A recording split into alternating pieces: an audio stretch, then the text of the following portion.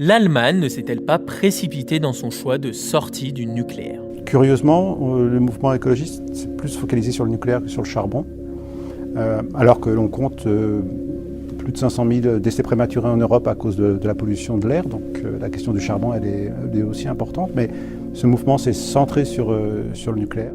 Dimanche 16 avril, les 3 derniers réacteurs nucléaires encore actifs en Allemagne ont définitivement cessé leur activité, marquant officiellement la sortie du pays du nucléaire. Un choix en totale opposition avec la stratégie française. L'Hexagone a parié sur le nucléaire dans son mix énergétique et en fait son énergie d'avenir. Alors quelles sont les différences entre la stratégie française et la stratégie allemande? Pourquoi les Allemands se sont-ils attelés avec autant de dynamisme à la sortie du nucléaire? Cette décision n'est-elle pas contre-productive? Avant tout et pour comprendre, voilà ce qu'il faut savoir.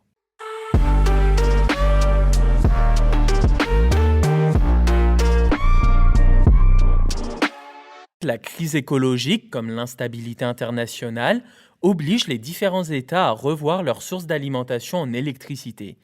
Tous ont ainsi entamé, depuis plusieurs années déjà, une transition énergétique, c'est-à-dire une large transformation du système de production, de distribution et de consommation d'énergie, dans le but de réduire leurs impacts écologiques tout en assurant leur pérennité. Le moins que l'on puisse dire, c'est que Français et Allemands ont fait des paris totalement opposés. Dans l'Hexagone, on a fait le choix de baser cette transition énergétique sur le renouvelable, mais surtout le nucléaire. Il y a un peu plus d'un an, en février 2022, Emmanuel Macron annonçait justement la construction de 6 nouveaux EPR. J'ai pris 2 décisions fortes. La première est de prolonger tous les réacteurs nucléaires qui peuvent l'être, sans rien céder sur la sûreté. La seconde décision, nous allons lancer dès aujourd'hui un programme de nouveaux réacteurs nucléaires.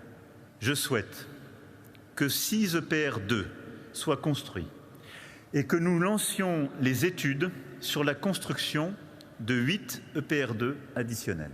L'Allemagne, au contraire, refuse catégoriquement de classer le nucléaire parmi les énergies propres et promet un mix électrique 100% renouvelable d'ici 2035. Un objectif ambitieux, principalement guidé par les écologistes, présents dans la coalition gouvernementale et amorcé il y a plus d'une décennie avec la présentation de l'Energy Concept, qui fixe le cap jusqu'en 2050 en misant sur le renouvelable. Une volonté largement confortée en 2011 après l'explosion de la centrale nucléaire de Fukushima au Japon, qui a renforcé la défiance envers le nucléaire. Mais les énergies renouvelables ont un problème, leur intermittence. Elles dépendent des aléas météorologiques, par exemple le solaire dépend du soleil, l'éolien du vent, etc.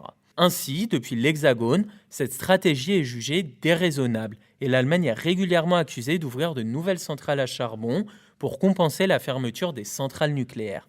Un choix qui s'avérerait donc très contre-productif d'un point de vue environnemental. Alors, l'Allemagne ne s'est-elle pas précipitée dans son choix de sortie totale du nucléaire? Eh bien, pour répondre à cette question, nous avons contacté Gilles Lepezan, directeur de recherche au CNRS en géographie et chercheur au centre Marc Bloch à Berlin. Il a suivi de près les différentes étapes de cette volonté allemande. Selon lui, ce choix de sortir rapidement du nucléaire, amorcé par Gerhard Schröder, puis poursuivi par Angela Merkel, présente à la fois un enjeu écologique et industriel. Alors, la transition énergétique qui apparaît autour de 2010, c'est un aboutissement, quelque part. C'est l'aboutissement d'une action, d'un effort du mouvement écologiste pour sortir du nucléaire militaire, et aussi nucléaire civil, pour développer les énergies renouvelables. Donc c'est un aboutissement, l'aboutissement d'une longue lutte de plusieurs décennies pour ce mouvement. C'est aussi le fruit d'un constat que les ressources en charbon s'amenuisaient. Ça, on en parle un petit peu moins souvent, mais la question du charbon est importante, c'est-à-dire que les gisements étaient de moins en moins significatifs et donc le charbon de plus en plus cher. Et puis c'est donc un aboutissement, un constat, et puis c'est aussi un espoir, c'est l'espoir d'articuler, de structurer une filière industrielle autour des énergies renouvelables, notamment le photovoltaïque, et notamment dans les territoires de l'ex-RDA. Donc l'idée était à la fois de développer une filière et de restructurer, de réindustrialiser ces territoires. il y avait un enjeu politique, encore une fois sortir du nucléaire. Curieusement, le mouvement écologiste s'est plus focalisé sur le nucléaire que sur le charbon, alors que l'on compte plus de 500 000 décès prématurés en Europe à cause de la pollution de l'air. Donc la question du charbon, elle est aussi importante. Mais ce mouvement s'est centré sur le nucléaire. Donc il y avait un enjeu politique, un aspect politique écologique important, mais aussi, comme je le disais, un enjeu industriel. L'idée, c'était vraiment de structurer des filières industrielles autour des énergies renouvelables, autour du stockage. Et donc la transition énergétique devait permettre d'atteindre ces différents objectifs. Et alors, maintenant que l'Allemagne ferme ses dernières centrales nucléaires, quel est le bilan de cette première décennie en matière de développement du renouvelable ? Alors, je dirais que le bilan est nuancé. Sur la question des énergies renouvelables, le bilan est assurément positif. La part des énergies renouvelables est assez modeste dans le mix énergétique, elle est comparable à celle de la France, mais par contre, dans le mix électrique, elle est proche de 50%, ce qui est un niveau très très élevé. Et donc de ce point de vue-là, assurément, la politique lancée autour de 2010 a été un succès. Le problème, c'est que cette transition est avant tout électrique, plus qu'énergétique. Les autres secteurs sont un peu moins concernés. Par exemple, on peut citer le transport. Le véhicule électrique a toujours une part de marché quasi confidentielle. On peut citer le chauffage. Les 2/3 des besoins de chauffage sont couverts par le gaz. De manière générale, de toute manière, le mix énergétique repose encore à 80% sur les énergies fossiles. Donc on voit bien que sur la question énergétique générale, le bilan est un petit peu plus décevant. Mais par contre, sur le déploiement des énergies renouvelables, sur la décarbonisation du mix électrique, là, le succès est au rendez-vous. Pourtant, dans le mix énergétique allemand, aujourd'hui encore, on est loin du 100% renouvelable. Il y a encore une part importante de charbon et de gaz.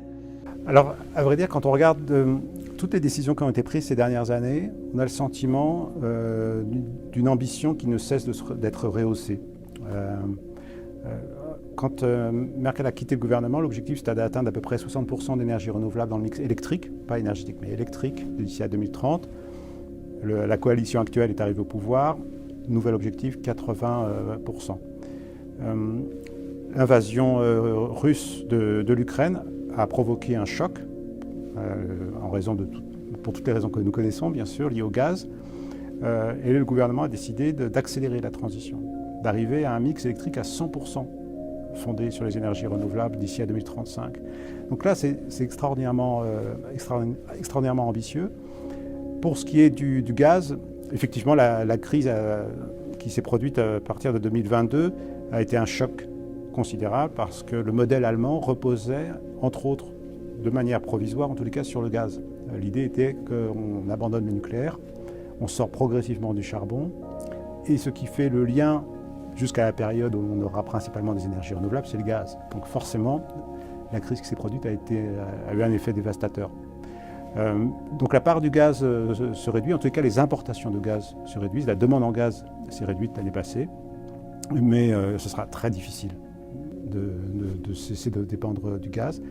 Quant au charbon, c'est sans doute le point le plus décevant, en tout cas de mon point de vue. L'idée est d'abandonner d'ici à 2038, ce qui est vraiment une date très très tardive, mais qui s'explique justement par l'héritage dans l'ex-Allemagne de l'Est, où là, les dirigeants politiques sont quand même très très réticents à l'idée d'abandonner si vite le charbon. Et donc cette échéance de 2038 est quand même très très très lointaine pour une source d'énergie qu'on pourrait, sans trop de difficultés, remplacer par d'autres, et dont il est urgent de se débarrasser compte tenu de son impact sur la qualité de l'air. Comme l'explique Gilles Lepezan, même si l'Allemagne réussit son développement des filières renouvelables, la dépendance au charbon et au gaz pose problème. Une nouvelle mine de charbon a même récemment vu le jour à l'ouest du pays, laissant penser que les émissions de CO2 en Allemagne explosent. Pourtant, dans les faits, ce n'est pas vraiment le cas. Si la part du nucléaire est passée de 30 à 6% dans le mix électrique allemand en 20 ans, puis désormais à 0 depuis le week-end dernier, on ne peut pas dire que la part du charbon a augmenté en compensation, puisqu'elle est passée de 50,5% en 2000 à 31,4% en 2022. A contrario, la part des énergies renouvelables a explosé dans le mix électrique, comme nous l'a expliqué Gilles Lepezan, où elle est à près de 50% contre seulement 20% dans l'Hexagone. Pour le chercheur, l'Allemagne est encore loin d'atteindre son objectif de ne dépendre que du renouvelable. S'il est confiant sur la disparition progressive du charbon, il estime que se passer du gaz sera bien plus difficile. Pour ce qui est du charbon, celui-ci a connu un renouveau au cours de la crise l'année passée.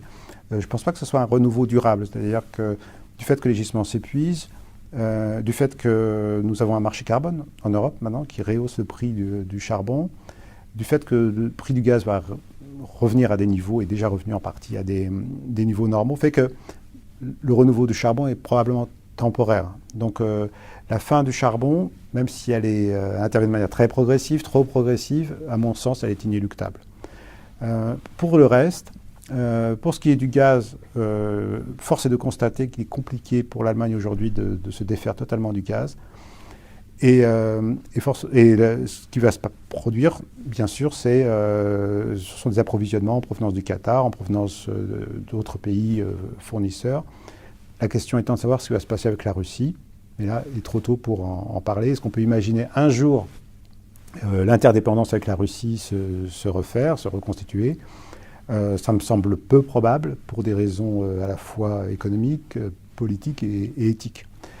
Alors pour le reste, pour ce qui est des énergies renouvelables, pour l'instant, 2023, on peut être assez sceptique, car les capacités qui se sont mises en place sont largement insuffisantes pour répondre aux objectifs. Pour vous donner un seul chiffre, il faudrait à peu près 20 gigawatts de photovoltaïque installés chaque année. On en est autour de 7 aujourd'hui. Donc l'effort à accomplir va être considérable. Pour l'éolien, c'est un peu la même chose, à vrai dire. Il faudrait autour de 5-7 gigawatts par an, on est autour de 1-2, ce qui est beaucoup moins qu'il y a quelques années, par exemple. Donc là, il y a un vrai souci qui est lié à l'acceptabilité des populations, mais qui est aussi lié aux procédures d'autorisation. C'est-à-dire qu'obtenir un permis pour construire une ferme solaire ou une ferme éolienne prend beaucoup de temps, trop de temps. Et donc ça, c'est une contrainte très importante. Il faut noter que l'Allemagne émet une quantité moyenne de CO2 par habitant beaucoup plus importante qu'en France, en raison bien sûr de ses nombreuses centrales à charbon. Ce ratio ne s'inversera que quand l'Allemagne sera autosuffisante en matière d'énergie renouvelable. Un objectif fixé, on le rappelle, à 2035. Enfin, l'Allemagne ne pourra pas être totalement indépendante, en raison des intermittences des énergies renouvelables. Le chercheur suggère que le pays s'intéresse à la manière dont il peut développer son interdépendance avec ses voisins et diversifier ses fournisseurs, tout en réfléchissant à des solutions de stockage pour combler les intermittences. Bref, le bilan de la transition allemande est assez mitigé. On ne peut pas parler d'échec puisque la part des énergies éoliennes et solaires a largement progressé, permettant à l'Allemagne d'être sortie du nucléaire. Cependant, le gros point noir reste la dépendance au gaz et au charbon. Même si l'objectif affiché de sortir du charbon au plus tard en 2038 semble réaliste, l'horizon semble éloigné en comparaison avec la France qui prévoit d'en sortir en 2024. On peut regretter que l'Allemagne ait commencé à démanteler ses centrales nucléaires avant d'avoir fini de développer ses filières renouvelables. Rendez-vous dans 15 ans pour voir si nos voisins d'outre-Rhin ont réussi leur pari. Retrouvez tous les jours un sujet d'actualité sur cactus-info.fr, Spotify et Apple Podcast.